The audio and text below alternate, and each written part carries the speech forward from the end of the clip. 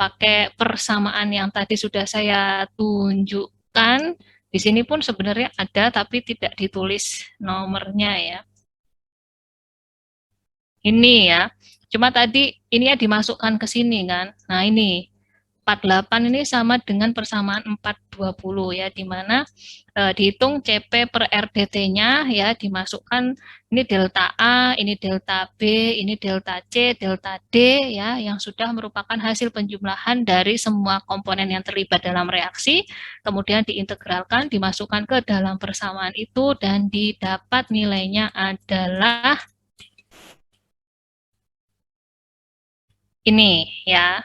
Nah, ini baru dapat ya, ini baru dapat NCP per R delta T. Nah, ini masih ada R-nya supaya bisa jadi delta H gitu ya. Maka saya kalikan dengan R-nya. Ketemunya adalah ini ya, sama. Ya, ini sama dengan ini, kalau dikalikan ketemunya ini ya. Terus kalau misalnya nanti panas reaksi pada kondisi standar ditambahkan dengan ini, ketemunya adalah delta H totalnya ini ya. Saya cek nilainya sama gitu. Dah. Sampai sini ada yang mau ditanyakan? Gampang ya ngulang-ulang. Ya. Ada yang mau ditanyakan? Ya. Kalau ujian kenapa, Naim? Ngitungnya banyak. Itu yang saya alami dulu waktu kuliah termo juga kayak gitu, yang ngitungnya banyak ya. Jadi kalau bisa sebelum ujian termo itu kalian istirahat yang cukup ya, jangan dispanengin. Kalau dispanengin nanti pada saat ujiannya lelah, udah capek duluan mata sama kepalanya, pikirannya gitu. Jadi pas termo itu kalau bisa dibuat fresh dulu ya. Jadi pas saat ujian itu pikirannya udah bersih gitu. Kadang kan ketakut kebawa spaneng dulu ya. Jadi semakin tertekan pada saat ujian gitu. Bisa. Nah, saya juga jadi berencana besok kan kita ada kuis ya, kuis untuk simulasi ujian tengah semester di kelas. Jadi besok kita akan menentukan waktu yang tepat, kemudian kita lakukan kuis secara luring gitu ya. Bagi yang merasa tidak enak badannya jangan dipaksakan masuk ya. Nanti luring sebagian, kalau yang sakit ya saya kasih daring, tapi yang memang sehat harus luring ya, supaya untuk menghitung kecepatan simulasi pada saat UTS nanti bisa selesai semua apa enggak. Tapi kalau saya lihat soal-soal termo untuk UTS itu gampang ya, kayak ATK ya, mirip-mirip ATK, gampang lah ya. Jadi kalau bisa yang UTS ini dimaksimalkan nilainya ya. Jadi ketika nanti UAS-nya jatuh bisa bantu ya, karena persentasenya sama ya. Oke, lanjut ya. Nah, yang paling penting adalah yang ini ya. Jadi nanti aplikasi dari perhitungan heat effect pada reaksi di industri ya. Jadi karena kita tahu yang namanya di dalam industri kimia itu melibatkan reaksi ya yang terjadi dalam reaktor. Oleh karena itu di mana reaktor itu kan kondisinya tidak 298 ya. Nah, nanti di sini kita akan menghitung berbagai macam reaksi pada temperatur tertentu gitu ya, dan juga dihitung panas yang diakibatkan oleh proses tertentu pula. Ini saya baru selesai satu contoh soal ya. Sebenarnya untuk heat effect ini 3 kali pertemuan, tapi saya rasa 2 kali pertemuan aja cukup ya, sekarang dan besok. Yang sekarang ini example 47, untuk yang hari Jumat kita akan menyelesaikan latihan-latihan soal mengenai heat effect pada industrial reaction. Nah ini setelah ini nanti kita selesai ya, istirahat. Jadi kita lanjutkan dulu di sini, di mana pada sampel example 4.7 di sini kalian disuruh mencari temperatur maksimal yang dapat dicapai dari reaksi pembakaran metana dengan 20% ekses udara gitu ya. Di mana baik metana dan udara ini masuk ke dalam burner pada 25 derajat Celcius ya. Ini kalau ekses-ekses kayak gini berarti kepikirannya ATK ya. ATK itu juga reaksi pembakarannya pasti ekses-ekses udara. Memang kenyataannya kalau di lapangan nanti juga pembakarannya itu pasti pakai menggunakan udara berlebih ya supaya reaksinya lebih cepat terjadi. Kalau reaksi standar dia hanya membutuhkan 1 mol dibanding dengan 1 mol, tapi supaya cepat reaksinya kita naikkan salah satu reaktannya yang murah biasanya ya supaya uh, kecepatan reaksinya meningkat. Karena apa? Karena makin banyak molekul di dalam volume itu kan otomatis tumbukannya makin desek-desekannya kan makin banyak ya. Jadi tumbukannya makin besar potensinya. Jadi reaksinya akan semakin cepat.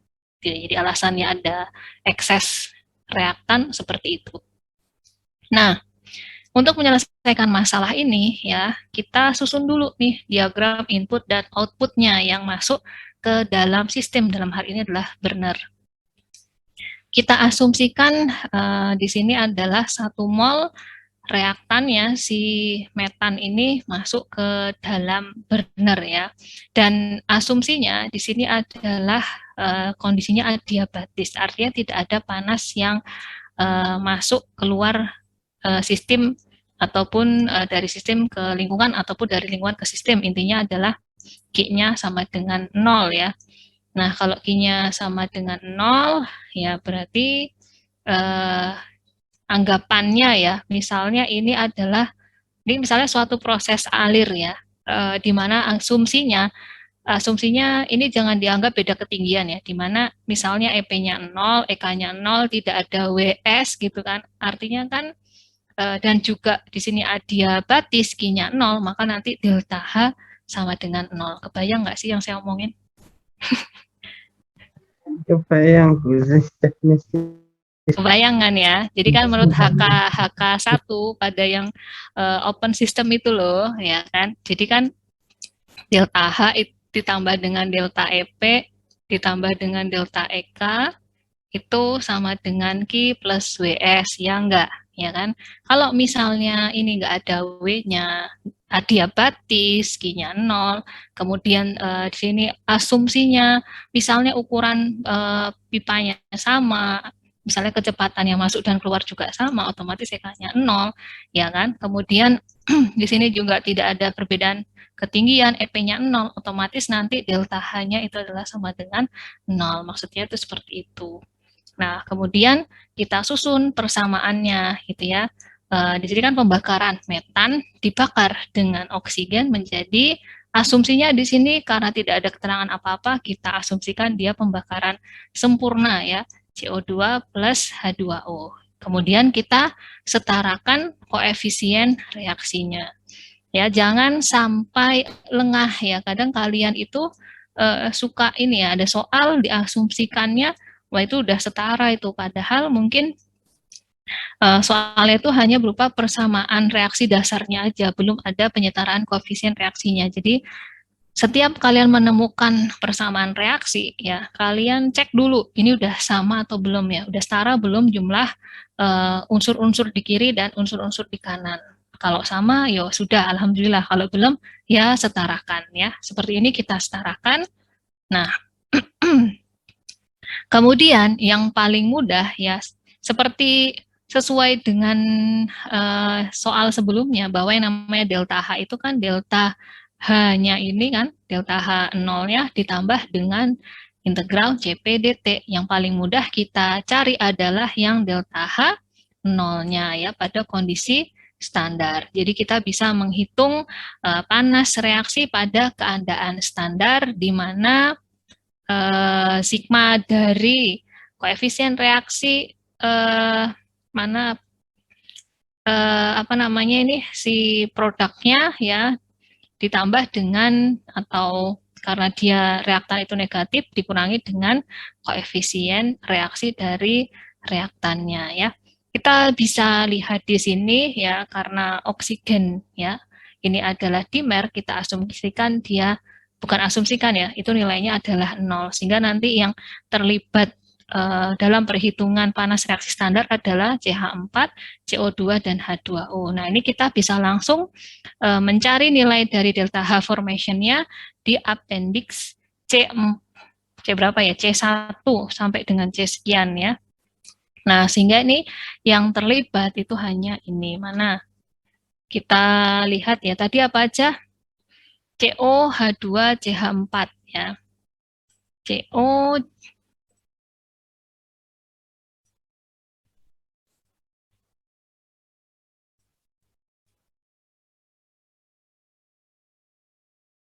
salah mencet. Nah, ini ya.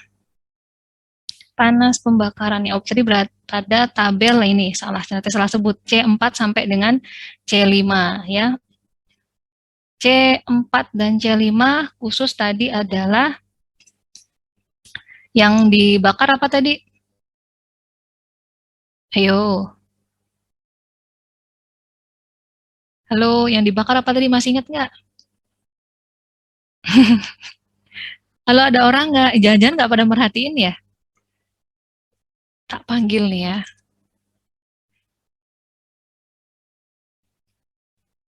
Widodo Tri, ada nggak? Begitu saya mau manggil langsung berkurang jumlahnya orangnya nih. Widodo Tri, halo, ada? Wah, ini gawat ini ya. Widodo, tidak respon. Oke. Wahyu Yuda Baktiar, ada nggak? Iya, Bu. Tadi yang dibakar senyawanya apa? Soalnya.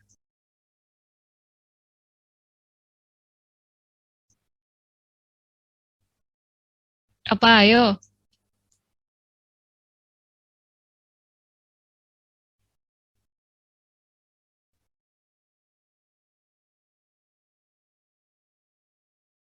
Nggak memperhatikan. Oke, ganti. Umi Kalsum.